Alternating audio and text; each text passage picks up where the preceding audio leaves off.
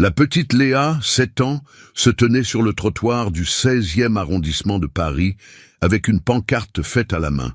À vendre, 50 €, maman a besoin d'argent pour la nourriture.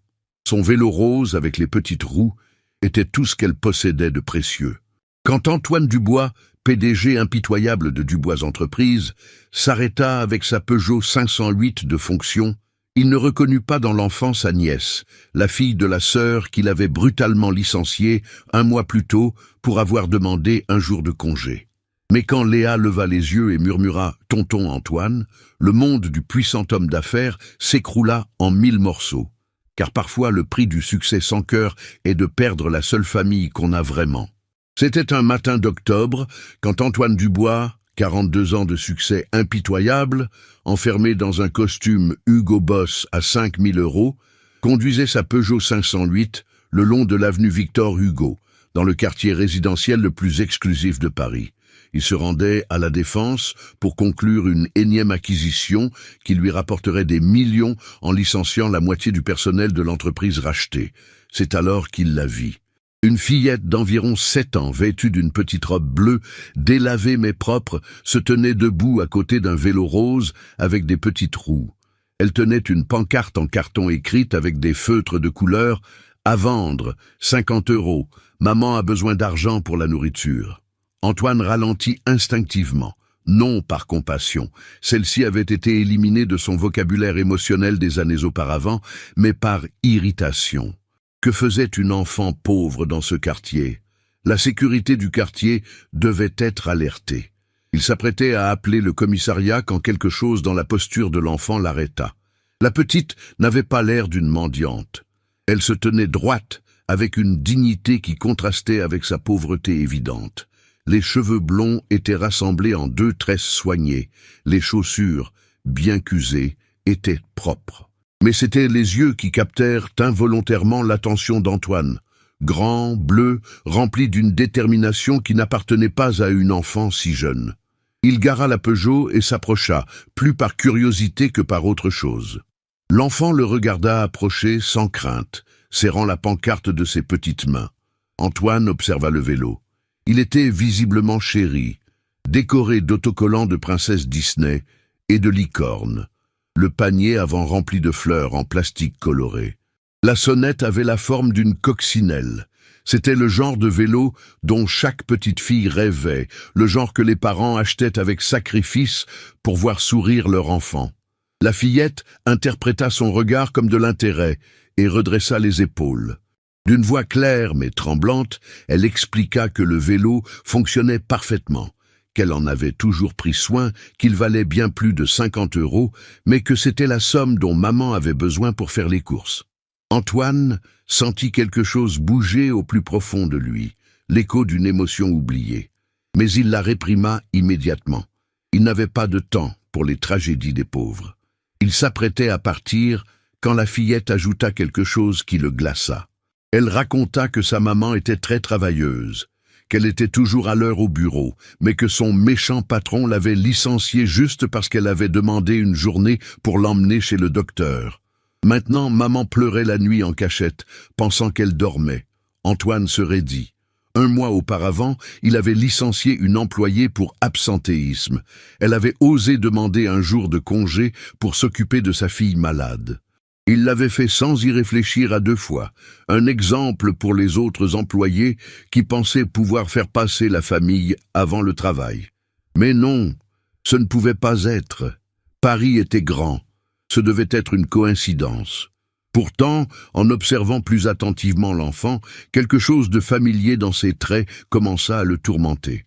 Antoine s'accroupit devant l'enfant, se mettant à son niveau. De près, il pouvait mieux voir les détails.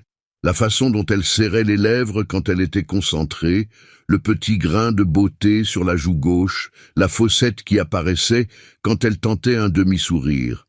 Des détails qui lui rappelaient quelqu'un. L'enfant lui raconta qu'elle s'appelait Léa, qu'elle avait 7 ans et 3 mois, qu'elle était en CE1. Elle dit qu'elle était bonne à l'école, que la maîtresse disait toujours qu'elle était intelligente. Mais que dernièrement, elle n'arrivait pas à se concentrer parce qu'elle avait toujours faim. La cantine scolaire coûtait trop cher, et maman lui préparait un sandwich quand il y avait du pain. Antoine sentit le monde commencer à tourner. Léa. Sa nièce s'appelait Léa, la fille de sa sœur Marie, qu'il n'avait pas vue depuis... combien de temps? 2 ans? 3? Depuis qu'il avait coupé les ponts avec elle parce qu'il considérait sa vie modeste comme un embarras pour son image de PDG à succès. Mais Marie ne travaillait pas pour lui. Ou bien si. Avec une horreur croissante, Antoine se souvint. Marie avait repris son nom de jeune fille après le divorce. Moreau. Marie Moreau. L'employé du service comptabilité qu'il avait licencié 1 mois plus tôt. L'enfant continuait à parler, ignorant le séisme émotionnel qui secouait l'homme devant elle. Elle racontait comment maman avait cherché du travail partout, mais sans référence personne ne voulait d'elle. Comment elles avaient dû quitter leur appartement et déménager dans un studio humide à Clichy. Comment maman avait tout vendu, les bijoux de grand-mère, la télévision, même son manteau d'hiver. Antoine se releva brusquement, le souffle court. Ce ne pouvait pas être vrai. Il ne pouvait pas avoir licencié sa sœur sans le savoir, mais les pièces du puzzle s'emboîtaient parfaitement. Marie avait toujours utilisé le surnom Mimi en famille, mais officiellement, c'était Marie. Après le divorce, elle avait repris le nom Moreau. Elle s'était fait embaucher dans son entreprise, espérant probablement une réconciliation qui n'était jamais venue. L'enfant le regardait avec ses yeux bleus si semblables à ceux de sa mère, à ceux de sa sœur. Et dans un moment de clarté dévastatrice, Antoine comprit qu'il avait eu sa nièce devant lui tout ce temps, sans la reconnaître. Elle avait grandi, ce n'était plus la petite de 4 ans dont il se souvenait vaguement. C'est alors que cela arriva. Léa pencha la tête, l'étudiant attentivement. Ses yeux s'écarquillèrent en reconnaissance. Sa voix sortit dans un murmure incrédule. « Tonton Antoine ?» Le monde d'Antoine Dubois, construit sur le succès impitoyable et le détachement émotionnel, s'écroula à cet instant précis. Sa nièce, l'enfant qu'il avait ignoré pendant des années, vendait son vélo adoré pour acheter de la nourriture. Sa sœur, qu'il avait licenciée sans pitié, luttait pour survivre, et il était responsable de tout. Léa fit un pas en arrière, confuse et effrayée. Maman lui avait dit que tonton Antoine était une personne importante qui ne voulait plus les voir, qu'elles étaient trop pauvres pour sa vie luxueuse. Mais il était là, debout devant elle, avec une expression que Léa ne pouvait pas déchiffrer. Antoine resta pétrifié tandis que Léa le fixait avec un mélange d'espoir et de peur. L'enfant baissa lentement la pancarte, ses petites mains tremblant. Puis, avec la logique innocente des enfants, elle demanda s'il voulait acheter le vélo, que pour lui 50 € ce n'était rien. Ces mots furent comme des coups de poing dans l'estomac. Sa nièce ne lui demandait pas d'aide, ne l'accusait pas, ne mendiait pas. Elle lui proposait simplement une transaction avec la dignité qu'elle avait héritée de sa mère. Antoine regarda autour de lui désespérément, comme s'il cherchait une échappatoire à cette réalité qui le submergeait. Le quartier riche et parfait semblait soudain une prison dorée. Les hôtels particuliers, avec leurs jardins soignés, étaient les témoins silencieux de sa honte. Il demanda à Léa où était sa mère. L'enfant expliqua que Marie était partie pour un énième entretien d'embauche, qu'elle l'avait laissé là parce que le quartier était sûr et qu'elle espérait qu'une famille riche achèterait le vélo. Elle avait promis de revenir dans 1 heure. Antoine regarda sa montre. Il était 10 heures du matin. Sa sœur avait laissé une enfant de 7 ans seule dans la rue, non par négligence, mais parce qu'elle n'avait pas d'alternative. Elle ne pouvait pas se permettre une garde d'enfant, ne pouvait pas l'emmener à l'entretien, n'avait personne à qui la confier. La colère commença à monter en lui, mais pas contre Marie, contre lui-même, contre le monstre qu'il était devenu. Il se souvint de la dernière rencontre avec sa sœur, 3 ans auparavant. Marie était venue lui demander de l'aide après le divorce. Il l'avait éconduite froidement, lui disant qu'elle devait apprendre à se débrouiller seule, qu'elle ne pouvait pas toujours compter sur la famille. Il l'avait accusée d'avoir fait de mauvais choix, d'avoir épousé un raté, de ne pas être à la hauteur du nom Dubois. Léa s'assit sur le trottoir, les jambes visiblement fatiguées. Antoine remarqua que ses chaussures étaient maintenues avec du ruban adhésif. « La robe !» en y regardant de plus près, avait de petites reprises faites avec soin. Tout chez cet enfant criait la pauvreté digne, le genre de pauvreté de ceux qui luttent chaque jour pour maintenir un semblant de normalité. Sans réfléchir, Antoine s'assit à côté d'elle sur le trottoir, sans se soucier de son costume à 5000 €.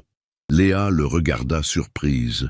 Probablement aucun adulte bien habillé ne s'était jamais assis par terre avec elle. L'enfant commença à parler, comme le font les enfants quand ils se sentent écoutés. Elle raconta comment maman essayait de la protéger, de lui faire croire que tout allait bien. Mais elle savait. Elle entendait maman pleurer la nuit, la voyait compter les centimes, diviser les portions de nourriture pour qu'elle ait toujours la plus grosse part. Elle raconta le jour du licenciement. Maman était rentrée à la maison dévastée. Elle avait dit que son patron était un homme sans cœur, qui ne comprenait pas ce que c'était d'être mère célibataire. Léa ne savait pas que ce patron sans cœur était son oncle. Antoine sentit quelque chose se briser en lui. Un mur qu'il avait construit année après année, brique par brique, fait d'ambition, de cupidité et d'indifférence. Les larmes, qu'il n'avait pas versées depuis qu'il était enfant, commencèrent à couler silencieusement sur son visage. Léa regarda stupéfaite les larmes sur le visage de son oncle. Dans son innocence, elle tendit sa petite main et en essuya une. Ce geste simple, cette compassion pure de la part d'une enfant qui avait toutes les raisons de le haïr, acheva la démolition de l'homme qu'Antoine avait été. Il se leva brusquement et prit son téléphone. D'une voix brisée, il appela son assistante, lui ordonnant d'annuler tous ses rendez-vous de la journée. Puis il appela la directrice des ressources humaines, exigeant le dossier complet de Marie Moreau et sa réintégration immédiate avec promotion et arriéré de salaire. Léa le regardait avec des yeux écarquillés. Elle ne comprenait pas ce qui se passait, mais sentait que quelque chose d'important changeait. C'est à ce moment qu'une silhouette familière apparut au bout de l'avenue. Marie marchait vite, visiblement inquiète d'avoir laissé Léa seule trop longtemps. Elle portait un tailleur usé mais digne, celui qui était probablement son unique tenue pour les entretiens. Les cheveux blonds, autrefois toujours parfaitement coiffés, étaient rassemblés en une simple queue de cheval. Elle avait maigri, le visage marqué par l'inquiétude et la fatigue. Quand elle vit Antoine à côté de sa fille, Marie s'arrêta net. La couleur quitta son visage. Pendant un moment, elle sembla vouloir fuir, mais l'instinct maternel l'emporta. Elle courut vers Léa, se plaçant protectivement devant elle. Ses yeux, les mêmes yeux bleus de famille, regardèrent Antoine avec un mélange de colère, de peur et de douleur. Elle ne dit rien, mais son regard parlait volume. Il disait la trahison, l'abandon, la cruauté d'avoir été licencié par son propre frère sans qu'il le sache ou sans souci. Antoine essaya de parler, mais Marie l'arrêta d'un geste. Elle prit la main de Léa et fit mine de partir, laissant le vélo derrière elle. Mais Léa s'arrêta, tirant la main de sa mère. D'une voix claire, l'enfant dit que tonton Antoine voulait acheter le vélo, que peut-être maintenant elle pourrait faire les courses. Marie regarda sa fille, puis son frère, et quelque chose se brisa aussi en elle. Tu aimes cette histoire, ma quoi? Laisse un petit like et abonne-toi à la chaîne. Maintenant, reprenons la vidéo. Elle tomba à genoux, serrant Léa dans ses bras, cachant son visage dans ses cheveux pour cacher ses larmes. Antoine s'agenouilla à côté d'elle. Pour la première fois depuis des années, il parla avec son cœur au lieu de la calculatrice qu'il avait à la place de l'âme. Il demanda pardon. Pas les excuses formelles du PDG, mais les mots brisés d'un frère qui avait trahi tout ce que la famille signifiait. Il confessa ne pas avoir su que Marie travaillait pour lui, mais admit que ce n'était pas une excuse. Il n'avait pas su parce qu'il ne s'en souciait pas. Il avait licencié Marie Moreau comme il aurait licencié n'importe qui d'autre, sans une pensée, sans considérer qu'il y avait une personne, une histoire, une famille derrière ce nom. Marie le regarda à travers ses larmes. La colère était toujours là, mais mélangée à quelque chose de plus profond. La tristesse pour le frère qu'elle avait perdu, pour l'homme froid qui avait remplacé le garçon qui la protégeait autrefois des brutes à l'école. Antoine se releva et fit quelque chose qu'il n'avait pas fait depuis des années. Il serra sa sœur dans ses bras. Marie resta raide un moment, puis s'effondra contre lui, des années de fierté et de douleur se dissolvant dans ce geste. Léa les regardait avec des yeux émerveillés, voyant pour la première fois l'oncle dont maman parlait parfois dans les moments de nostalgie. Sans un mot, Antoine appela son chauffeur, lui ordonnant d'amener la voiture la plus spacieuse. Puis il se tourna vers Marie et Léa, disant qu'elle venait avec lui. Marie protesta faiblement, l'orgueil luttant contre le besoin, mais Antoine utilisa pour une fois son autorité pour quelque chose de bien. Il n'accepterait pas de refus. Il les emmena d'abord dans une brasserie du quartier latin où Léa mangea comme elle ne l'avait pas fait depuis des semaines. Regarder sa nièce dévorer un simple plat de pâtes fut pour Antoine plus douloureux que n'importe quel échec commercial. Chaque bouchée était une accusation silencieuse de son indifférence. Pendant que Léa jouait dans le petit coin enfant du restaurant, Antoine et Marie parlèrent enfin. Elle raconta les dernières années, le divorce d'un mari violent, la lutte pour protéger Léa, la décision de revenir à Paris en espérant un nouveau départ. Elle avait postulé dans son entreprise sous son nom de jeune fille, espérant peut-être inconsciemment une réconciliation qui n'était jamais venue. Elle raconta le jour du licenciement, comment elle avait espéré jusqu'au dernier moment qu'Antoine apparaisse, reconnaisse le nom, arrête tout. Mais il ne s'était même pas présenté à la réunion où les licenciements étaient annoncés. C'était la DRH qui avait remis la lettre, froide et impersonnelle comme tout chez Dubois Entreprises. Antoine écouta en silence, chaque mot un clou dans le cercueil de son ancienne vie. Il comprit qu'en construisant son empire, il avait perdu son humanité.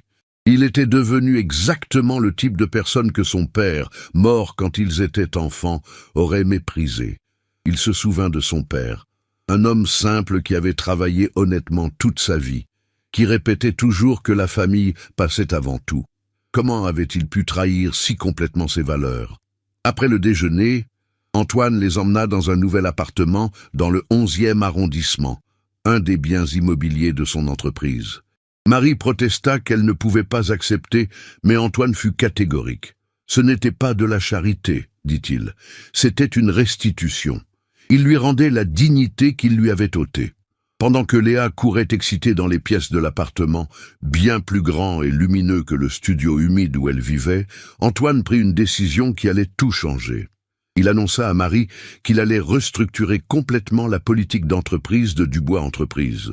Plus de licenciements impitoyables. Il créerait un fonds d'aide pour les employés en difficulté, une crèche d'entreprise, des congés payés pour les urgences familiales. Tout ce qu'il aurait dû faire des années plus tôt s'il n'avait pas été aveuglé par la cupidité. Marie le regarda avec un espoir prudent. C'était un début, dit-elle. Mais les blessures étaient profondes et il faudrait du temps. Antoine acquiesça. Il avait tout le temps du monde maintenant, car il avait compris que sans famille, tous ces millions n'étaient que des chiffres vides sur un compte en banque.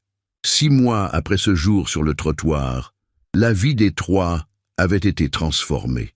Marie était revenue travailler chez Dubois Entreprises, non comme simple comptable, mais comme directrice du nouveau département bien-être en entreprise, chargée de mettre en œuvre toutes les réformes qu'Antoine avait promises.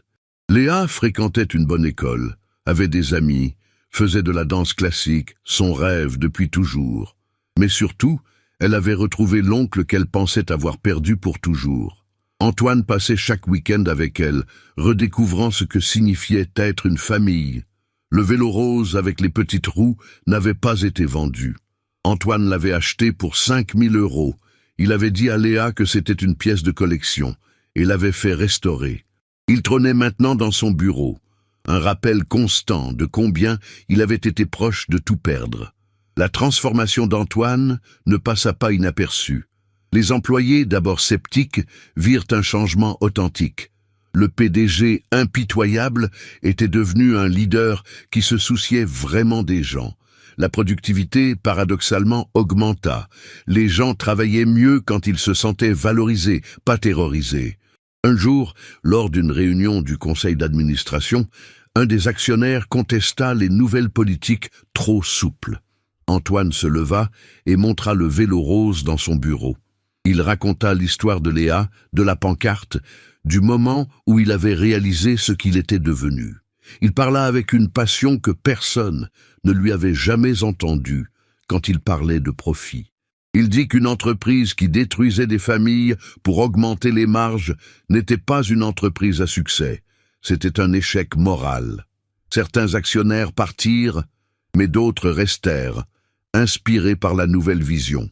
Dubois. Entreprise devint un modèle de responsabilité sociale d'entreprise, prouvant qu'on pouvait être rentable sans être impitoyable. Marie, de son côté, avait pardonné à son frère. Pas complètement. Certaines blessures étaient trop profondes, mais assez pour lui permettre de faire partie de leur vie. Elle voyait le remords authentique dans ses yeux, la façon dont il essayait de compenser le temps perdu avec Léa. Léa avait fleuri. L'enfant qui vendait son vélo pour manger était maintenant une étudiante brillante, sûre d'elle, qui parlait avec fierté de son oncle qui aidait les gens. Elle ne connaissait pas tous les détails de ce qui s'était passé, mais elle savait que tonton Antoine avait changé, qu'il était gentil maintenant. Un soir, alors qu'ils dînaient tous ensemble dans l'appartement devenu un vrai foyer, Léa posa une question qui glaça momentanément l'atmosphère. Elle demanda pourquoi tonton avait été méchant avant et gentil maintenant. Antoine et Marie échangèrent un regard. Ce fut Antoine qui répondit, avec une honnêteté adaptée à l'âge de l'enfant. Il dit que parfois les adultes se perdaient, oubliaient les choses importantes. Mais s'ils avaient de la chance, quelqu'un ou quelque chose les aidait à retrouver leur chemin. Pour lui, dit-il en regardant Léa, c'était une petite fille courageuse avec un vélo rose. Léa sourit, cette fossette qu'Antoine adorait maintenant, apparaissant sur sa joue. Elle dit qu'elle était contente que tonton se soit retrouvé, parce que maintenant, ils étaient une vraie famille. Tandis que Léa courait jouer, Antoine et Marie restèrent assis dans un silence confortable. Le soleil se couchait sur Paris, teignant le ciel de rose et d'orange. C'était le même ciel sous lequel, 6 mois plus tôt, une enfant désespérée avait essayé de vendre son vélo. Antoine pensa à combien il avait été proche de tout perdre. S'il ne s'était pas arrêté ce jour-là, s'il n'avait pas reconnu Léa, il serait resté le PDG à succès, mais vide, qu'il avait été pendant des années. Il aurait continué à licencier des gens sans visage, à détruire des familles, sans le savoir ou s'en soucier. Marie posa une main sur son épaule. Pas besoin de mots. Tous deux savaient que le chemin était encore long, qu'il y avait encore des blessures à guérir, de la confiance à reconstruire, mais ils étaient sur la bonne voie. Quand Léa revint, les traînant pour voir le dessin qu'elle avait fait à l'école, Antoine vit qu'elle avait dessiné 3 personnages se tenant par la main. Une petite fille avec des tresses, une femme aux cheveux blonds et un homme en costume cravate.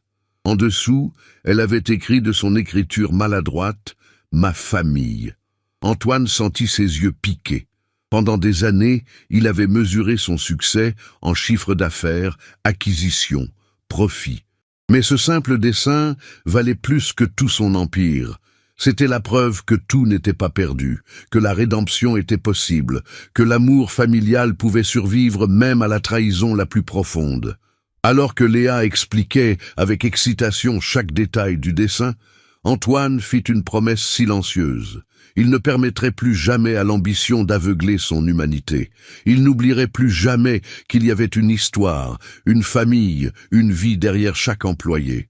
Le vélo rose dans son bureau y resterait pour toujours, un avertissement et un avertissement contre l'arrogance du pouvoir, un rappel que parfois le salut vient des endroits les plus inattendus, comme d'une petite fille de 7 ans avec une pancarte faite à la main et le courage de faire ce qu'il fallait pour aider sa mère.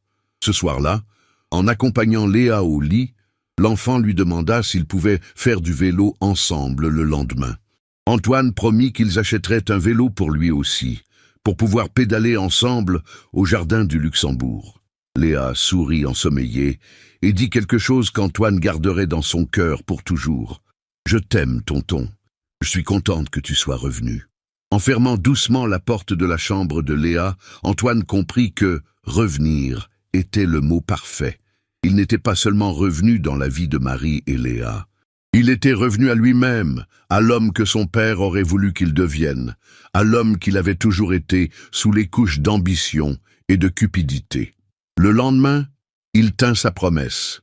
Il acheta un vélo et passa l'après-midi à pédaler avec Léa dans le jardin du Luxembourg. Pour les passants, il n'était qu'un homme et une enfant qui riaient ensemble, oncle et nièce profitant d'une belle journée. Personne n'aurait imaginé que 6 mois plus tôt, cette même enfant était sur le point de vendre son vélo adoré pour acheter de la nourriture. Le cercle s'était refermé. Le vélo qui avait failli séparer à jamais une famille était devenu le symbole de leur réunion. Et tandis qu'ils pédalaient ensemble sous le soleil parisien, Antoine Dubois, non plus seulement PDG, mais enfin et surtout oncle et frère, comprit qu'il avait trouvé sa vraie richesse. Elle n'était pas dans les comptes bancaires ou les biens immobiliers. Elle était dans le sourire de Léa, tandis qu'elle pédalait à côté de lui, dans la paix retrouvée avec Marie, dans la seconde chance que la vie lui avait donnée à travers les yeux innocents d'une enfant qui avait eu le courage de mettre en vente son trésor le plus précieux pour aider sa mère. Et tandis que le soleil se couchait sur Paris, teignant le ciel des mêmes couleurs que ce matin fatidique, Antoine murmura une prière de gratitude.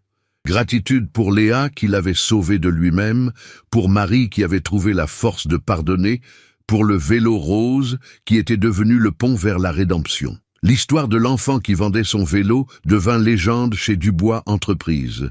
Mais pour Antoine, Marie et Léa, c'était simplement le début de leur vraie histoire. Celle d'une famille qui avait trouvé le chemin pour se retrouver, plus forte qu'avant, unie non seulement par le sang, mais par le choix conscient de s'aimer malgré tout. Cliquez « J'aime » si vous croyez au pouvoir du pardon et de la rédemption familiale. Commentez quel moment de l'histoire vous a le plus touché. Partagez pour rappeler qu'il y a une histoire derrière chaque personne qui mérite le respect.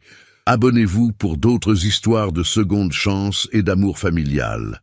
Parfois, ce sont les plus petits gestes des plus petites personnes qui sauvent les âmes les plus perdues. Parfois, un vélo rose vaut plus qu'un empire. Et parfois, le prix du succès sans cœur est trop élevé à payer.